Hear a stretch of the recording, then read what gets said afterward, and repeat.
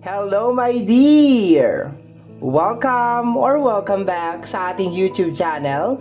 My name is RJ, your Tarot Card Reader.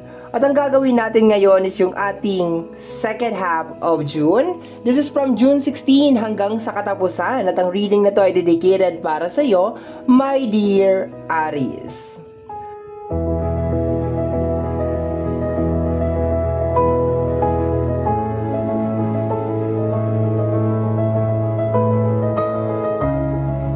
Okay, my dear Aries, bago tayo mag-proceed sa ating reading, mag-reminder muna tayo.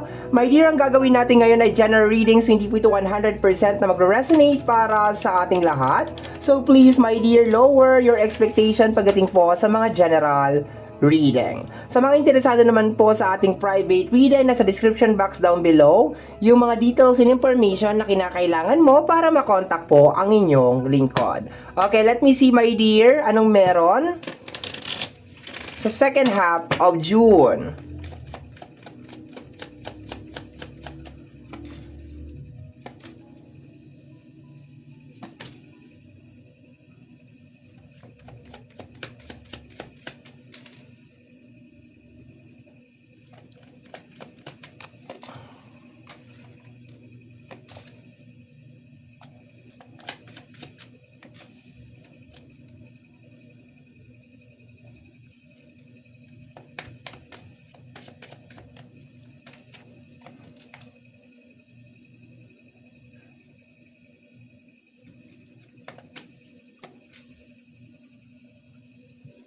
Hindi siya kasya sa table natin. Kaya ayusin natin siya.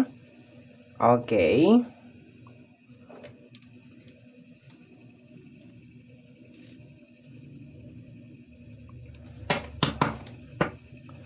Okay, bottom deck of the card or the hidden message is the Judgment card. Current energy mo is the Four of Cups, okay? So, ang current energy mo, my dear, is little bit stuck. Okay? Sa bottom deck of the card, we have here the energy of the Judgment. So, sinasabi, my dear, is about time for you na umalis ka dyan sa sitwasyon na yan. Okay? Or sa isang emotional na bumabagabag sa'yo. Dahil this is the energy of the Four of Cups.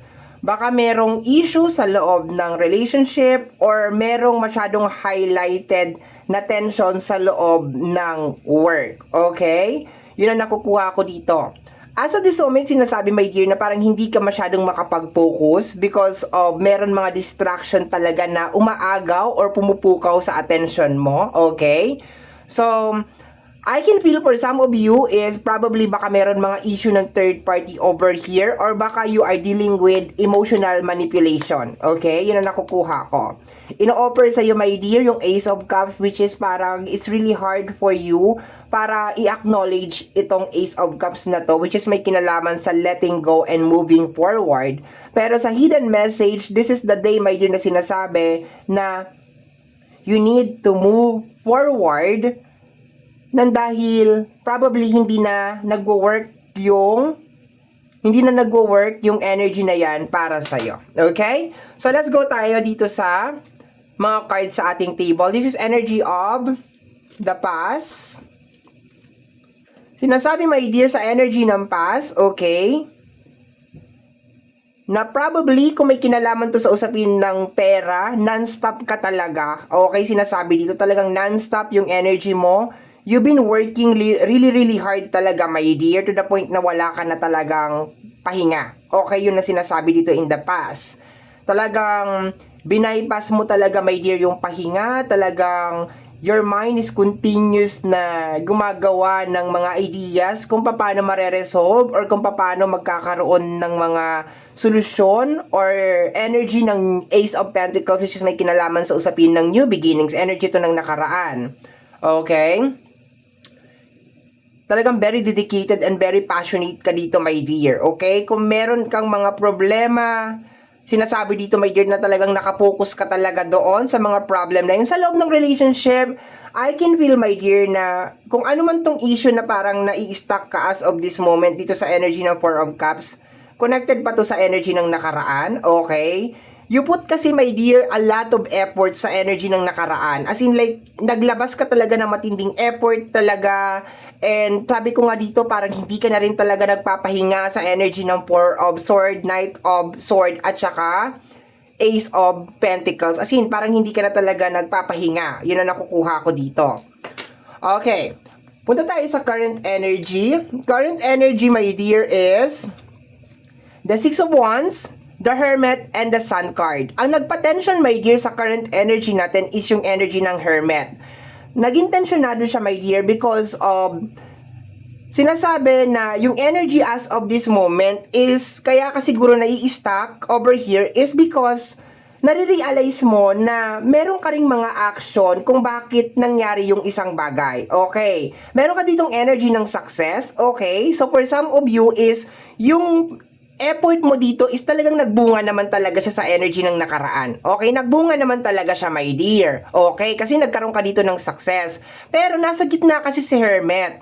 So, there's a tendency, my dear, na parang hindi mo siya na-handle or baka na-overwhelm ka, my dear, nung success mo. Okay? To the point na meron ka ditong energy ng Sun card, mag-new beginnings ka ulit. Yun ang nakukuha ko dito. So, probably, baka meron ka lang mga kinakailangan ayusin na mga foundation doon sa ginawa mo. Ibig sabihin, parang nandiyan ka na eh. You are already there. Sinasabi dito, my dear, na parang kung ano man tong talagang pinaglaanan mo talaga ng pagod, ng puyat, talagang nagbunga naman talaga siya. Ayan o, nakarating ka na doon sa destination mo, my dear. Pero, ngayon mo nare-realize, my dear, na parang may mga bagay na medyo naging out of control. Kaya sinasabi na parang nandun ka sa moment na nahahati ka, my dear, between doon sa realization ng Hermit at saka ng Sun card. Baka masyadong highlighted yung pagod, yung hirap, yung sakripisyo, my dear, na ginawa mo or binuhos mo, my dear, dito sa kung ano man tong bagay na ito. Okay? Sa relationship, my dear, medyo mabigat siya kasi siguro for a while, for a certain period, my dear, parang everything is doing well, doing fine, okay naman, masaya naman. Pero eventually, parang may something na nangyari. Probably baka nagkaroon ng konting issue, nagkaroon ng mga problema, nagkaroon ng miscommunication between the two of you. And ito, my dear, yung moment na parang kinakailangan ninyong mag-Sun card or kinakailangan ninyong mag-new beginnings or mag-start ulit. Okay, yun ang nakukuha ko dito sa card na to. So, itong current na energy na to is more on parang realizing na oo, meron akong nagawang mali or may something na hindi nag-work out pero hindi pa talaga siya, it's not the end of the world. Pwede pa siyang ma-recover, pwede pa siyang maayos, pero syempre may kanya-kanya tayong moment, my dear, may kanya-kanya tayong moment sa buhay, yung para bang syempre masakit, mahirap, nakakapagod, nakakasawa, parang ganon. Okay? For some of you, energy ng new beginnings, okay? Okay. Pwede may sasabihin ko na, no? Sinusubukan ko siyang i-connect sa energy ng future. Okay, possible na energy ng future. Once again, we are not trying to predict the future. We are just asking for guidance. Okay. Possible, my dear, na meron mga relationship, dahil meron tayong judgment sa hidden message over here, na meron mga relationship na mag-end or meron mga connection na mag-end.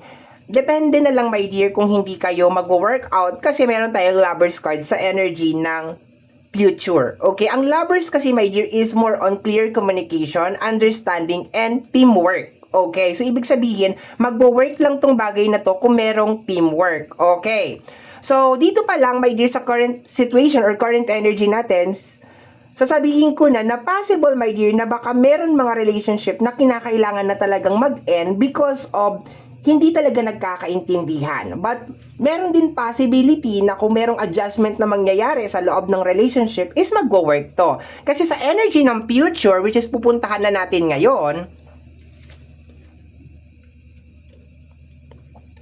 meron tayong King of Cups, the Lovers, and the Chariot. Okay. Merong tension na nangyayari. Kung sa relationship to, my dear, merong tension na nangyayari.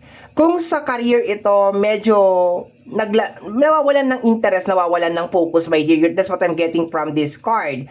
Pero, sige, focus muna tayo sa career, okay? Sa career, my dear, sinasabi dito na parang mag-work lang to if you will learn how to manage your emotion. If you will learn how to love and accept, my dear, na yes, ang buhay is more on trial and error. Kasi nag-hermit ka sa energy ng current natin na energy, which is kina-clarify, my dear, ng ating Four of Cups over here sa current energy mo.